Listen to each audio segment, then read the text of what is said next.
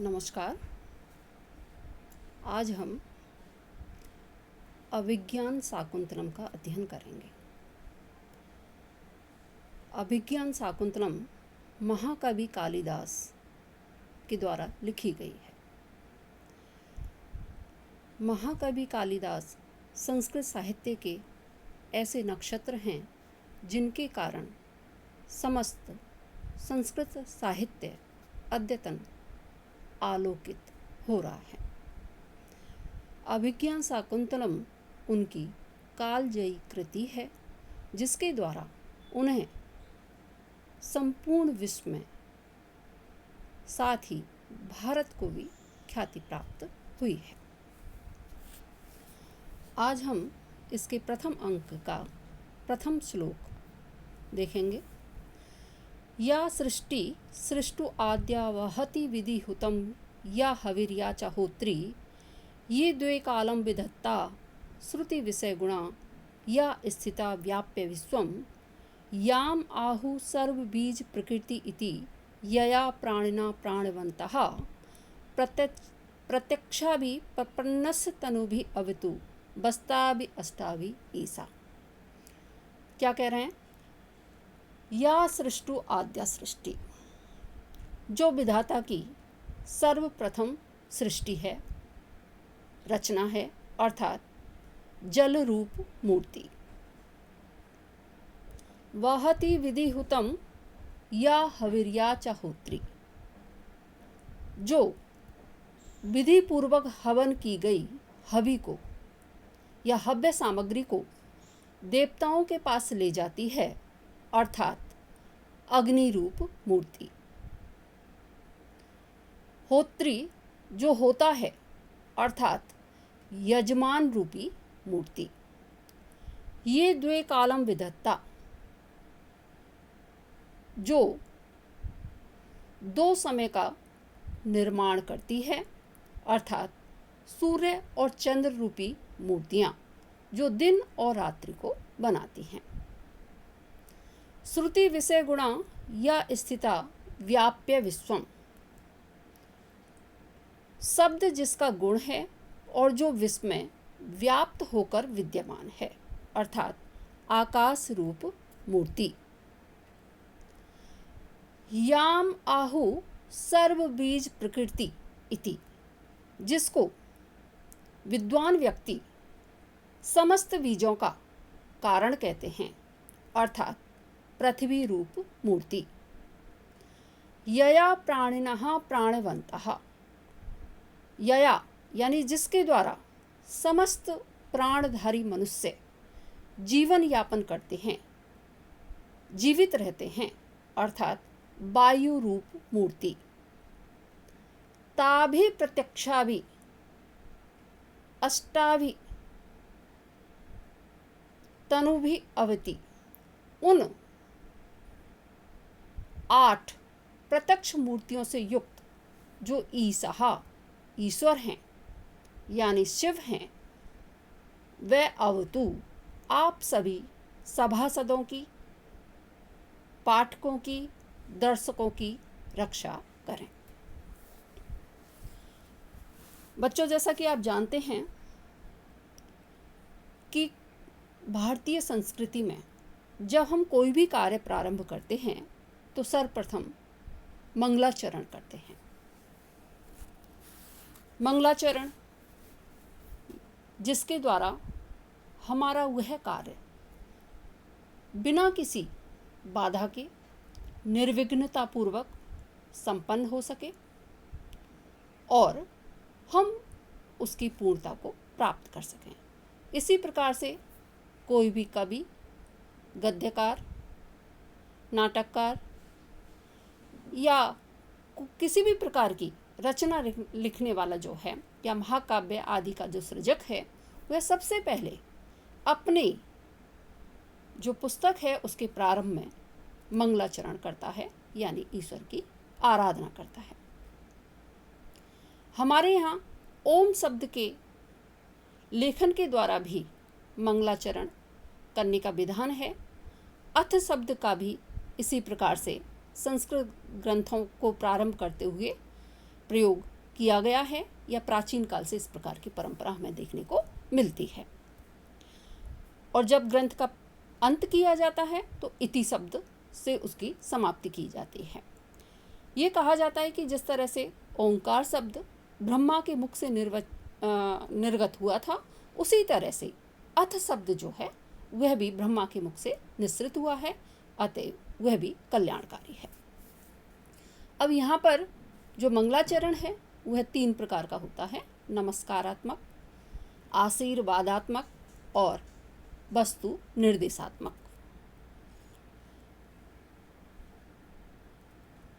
इसमें एक तो आशीर्वादात्मक, नमस्कारात्मक आशीर्वादात्मक मंगलाचरण है। तो कह रहे हैं कि इस प्रकार के स्वरूप वाले यानी अष्ट मूर्तियों से संपन्न जो भगवान शिव हैं, वे क्या करें, वे अवतु, आप सभी की क्या करें, अवतु, रक्षा करें। तो यहाँ पर तो क्या हो गया कि हम आशीर्वाद की कामना कर रहे हैं, तो आशीर्वादात्मक हो गया। साथ ही इसमें वस्तु निर्देशात्मक मंगलाचरण किया गया है। वस्तु निर्देशात्मक से तात्पर्य जो हम सृजन करने जा रहे हैं या जो हम लिखने जा रहे हैं उसका जो कथ्य है उसका संकेत दिया जाना, वह होता है वस्तु निर्देशात्मक मंगलाचरण।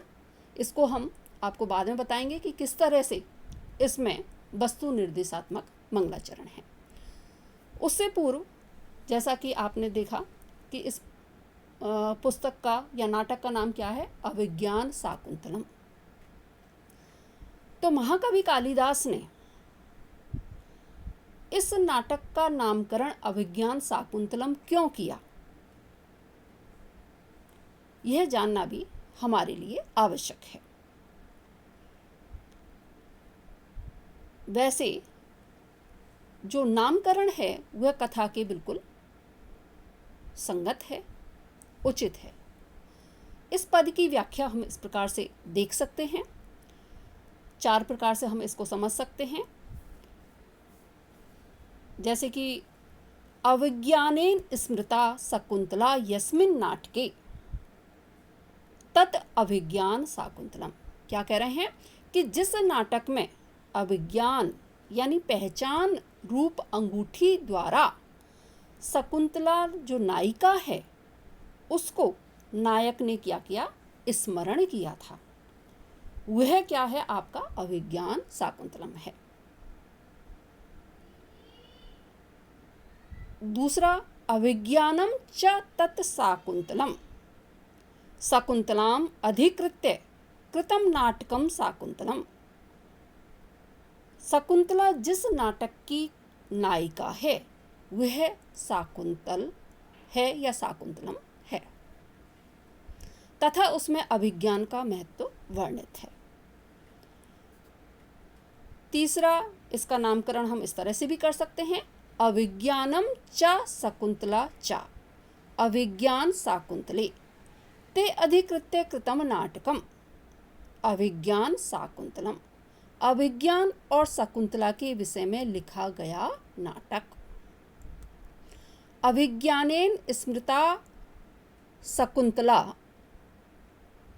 अभिज्ञान शकुंतला ताम अधिकृत्यम कृतम नाटकम अभिज्ञान शाकुंतलम। अभिज्ञान द्वारा शकुंतला को जिस नाटक में स्मरण किया गया वह नाटक अभिज्ञान शाकुंतल है।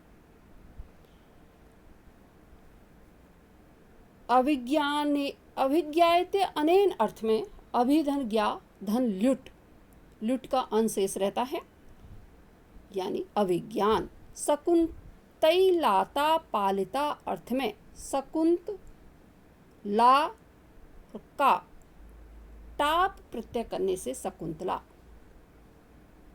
शब्द का निर्वचन होता है। महाभारत की कथा के अनुसार नवजात बालिका को वन में छोड़कर मेनका स्वर्ग को चली गई थी। वन में उस बालिका का पालन या रक्षा पक्षियों यानी शकुंतों ने किया था, अतएव इस बालिका का नाम शकुंतला हुआ। इस तरह से अभिज्ञान शाकुंतलम नाटक का नामकरण संगत है, उचित है, तथ्य के अनुरूप है। बच्चों, एक बार फिर से हम इसका अर्थ देखते हैं। या सृष्टि सृष्टु आद्या, या सृष्टु आद्या सृष्टि, जो विधाता की सर्वप्रथम सृष्टि है, अर्थात जल रूप मूर्ति। ऐसा कहा जाता है कि जो विधाता हैं, या इस पृथ्वी पर सबसे पहले क्या था, जल ही जल था। या विदितम हवि वहति या च होत्री, और जो विधि पूर्वक हवन की गई हव्य सामग्री को देवताओं तक ले जाती है, वह अग्नि रूप मूर्ति। ये याचा होत्री और जो यजमान रूप मूर्ति है, ये द्वे कालम विधत्ता, जो दो समय का निर्माण करती है या दो समय को विभाजित करती है, सूर्य और चंद्र रूप मूर्ति, जो दिन और रात्रि का भेद करती है।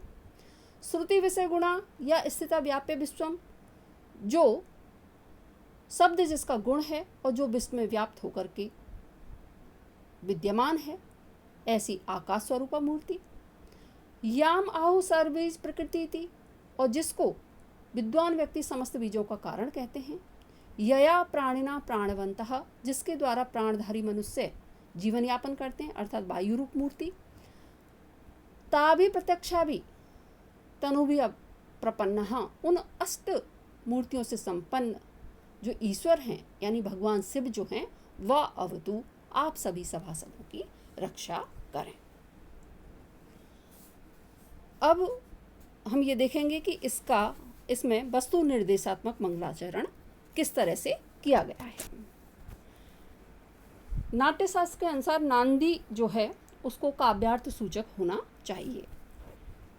अभिज्ञान शाकुंतलम में कथा की सूचना हमें इस प्रकार से प्राप्त होती है। यह सृष्टु आद्या सृष्टि, इस वाक्य से नाटक की जो नायिका है शकुंतला, उसके गुणों का अतिशयता के साथ इसमें संकेत मिलता है। शकुंतला विधाता की क्या है, आद्य सुंदरी या सर्वश्रेष्ठ रचना है। या विधिहुतम हवि वहति, शकुंतला ने गांधर्व विधि द्वारा विवाहित होकर दुष्यंत के हवि रूप गर्भ को धारण किया है। याचा होत्री, इस वाक्य से यजमान रूप महर्षि कण्व का संकेत किया गया है। कण्व ने विवाह रूप यज्ञ में शकुंतला रूप हवि को आहूत किया। ये द्वे कालम विधत्ता, शकुंतला की दो सखियां हैं, प्रियंवदा और अनसुईया। ये दुर्वासा प्रदत्त साप की अवधि को जानती हैं। श्रुति विषय गुणा या विश्वम व्याप्य स्थिता, शकुंतला के गुणों की कीर्ति संपूर्ण लोक के कानों में पहुंचकर विश्व को व्याप्त हो चुकी है। याम सर्वबीज प्रकृति इति आहु, शकुंतला ने भरत जैसे प्रतापी पुत्र को उत्पन्न किया, जिससे सब प्रजाओं का पालन किया था। यया प्राणना प्राणवंता, इस वाक्य से सूचना मिलती है कि दुष्यंत ने शकुंतला को पुनः प्राप्त किया, जिससे सभी प्राणी अर्थात प्रजाएं प्रसन्न हुई। ताभि प्रत्यक्षा भी अस्थायी प्रपन्ना ईसावावतु, इससे सूचना मिलती है कि राजा 8 दैवी रूपों से युक्त होता है। इन 8 रूपों से युक्त दुष्यंत नाम का इस नाटक का नायक राजा जो है वह प्रजा का सम्यक पालन करता है।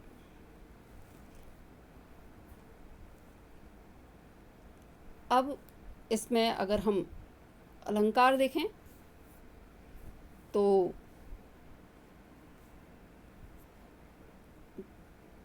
पुनरुक्तवत आभास अलंकार प्राणिनः प्राणवंतः यहाँ हमें दिखाई देता है।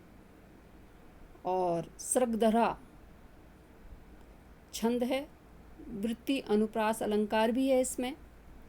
सृगधरा छंद जो है उसका लक्षण है मृवनयी यानाम त्रयेण त्रिमुनि यति युता सृगधरा कीर्ति तेयम, जहाँ मगड़ रगण भगण नगड़ और 3 यगड़ हों और 7 वर्णों पर विराम हो, वहाँ सृगधरा छंद होता है। और यहाँ पद्य में यही स्थिति है, इसलिए यहाँ सृगधरा छंद है। यदि हम ये देखना चाहें कि भगवान शिव की अष्टमूर्तियाँ, ये